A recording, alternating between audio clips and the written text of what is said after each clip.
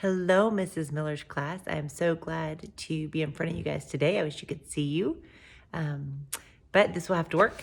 When you finish your artwork, please make sure that you put a comment below so that I can see what you've done, or if you have any questions, I'll try to check it.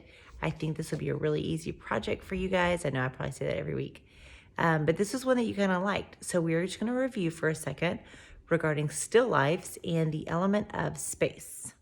So in my living room, I have several things on my walls and on my floors apparently that I could make a still life of. But what I chose was actually this right here. So I'm going to make the part of the mantle with the 3 pots and the flowers coming down. And I encourage you to choose something extremely simple because you can add details in with your shading and with your perspective. But if you do not start simply, most likely you'll be quite frustrated. So I'm going to take my piece of paper and I need to make sure to use a straight edge. If you don't have a ruler at home, that is fine. Use any book or any newspaper or whatever you have. And what I'm going to do in the middle of my page here, actually in the bottom third. Now when you're making a still life, my page is going horizontal. If you choose to make something vertically, you'll still want to start probably at the bottom third of your page. When you start right in the middle, it can often seem like the top part is crowded and the bottom part there's things floating. So you want to start at the bottom third. So that's what I'm going to do right here. And I'm going to go ahead and put in my line. Okay, so I have my line for that shelf. And then my shelf actually has several edges, so I'm just going to add those in.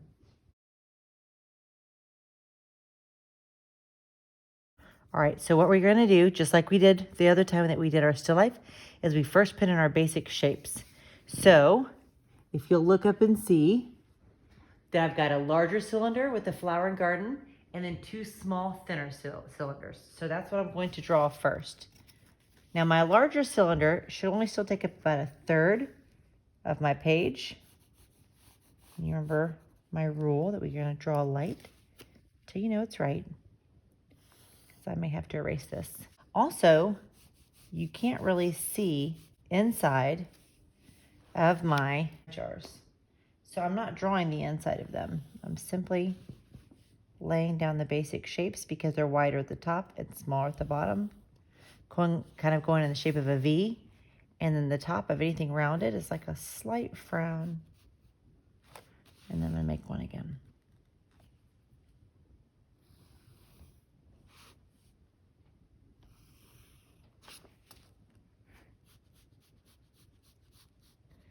So I'm going to go on that way, continuing to put in my shapes, continuing to put in my flowers, and even at the top for my roses. When it comes to flowers, if you choose flowers, you're going to be very simple.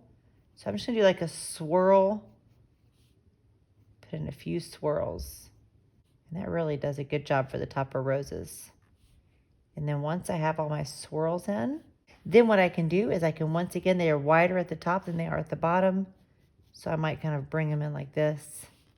Or if I want them all to be kind of facing down, I might bring them in kind of like that, where they're kind of drooping. They don't have to be exactly like they are in real life, because this is our impression of him. Remembering we are copying a Manet, where he did his impression of what was outside. It's not supposed to look like a photograph.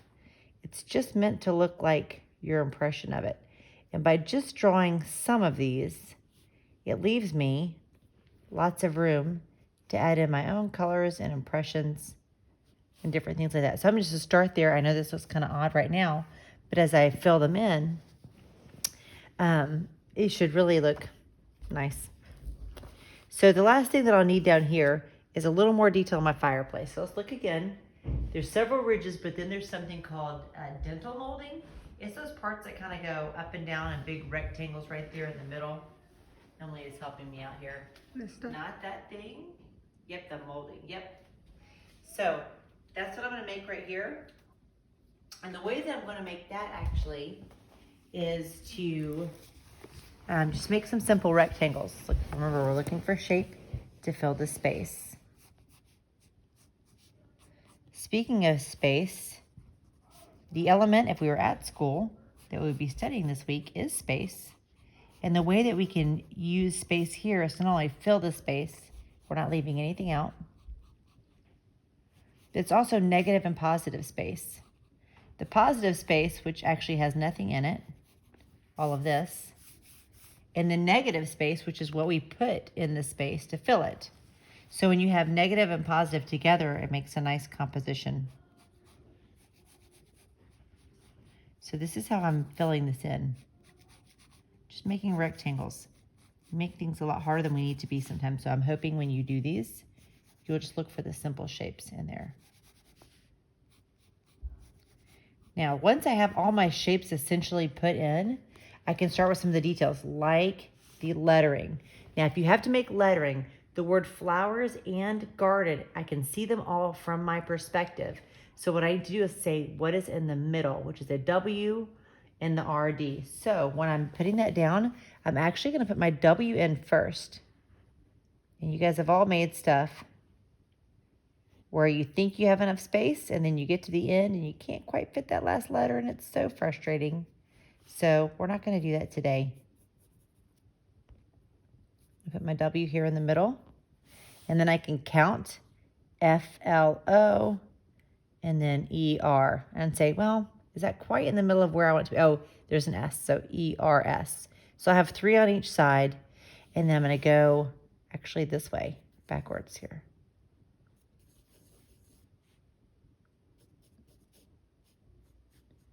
I know a lot of things have letters on them nowadays, and so you might have something with letters. If you're afraid of that, if that makes you nervous, if letters is something you do not like to make, then make sure that you don't have that. Just make sure that whatever still life that you have found in your house is interesting and it's something that you can create. As far as the medium that you use whatever is in your house. I'm using pencil and color pencil because that is what I have. If you have marker, you may use that. If you have paint, I would love to see it. But take your time and leave what you have created in the comments below. In my last video, I showed how you can reach me on Instagram, on Facebook, and on my email. And you can send me any of your artworks there. I would love to see them. I would love to hear from you guys. So we're going to continue on just briefly, and I'm going to show you, actually already made this picture earlier on a larger piece of paper. And it is right here. And this is finished, and we'll just talk about this briefly before we finish. So here's the final artwork. If you'll notice that I went simple when it comes to the mantle. I erased the bottom part of those rectangles. I just didn't feel like we needed them. And I used the side of my pencil to add in some shading and interest and to make this look like a tin pot. I also used the side of my pencil to add some shading so that the vines, where the flowers are, I only used a very little amount of color altogether. Just the flowers and their vines were the main portion of color. Everything else was just pencil. If you don't have any colors at all at home, a total pencil drawing would be fine. Just so long as it's an actual still life, that you're showing me shading, that you're filling the space. And that's really honestly it. So let me see your great artwork, and I will talk to you next week.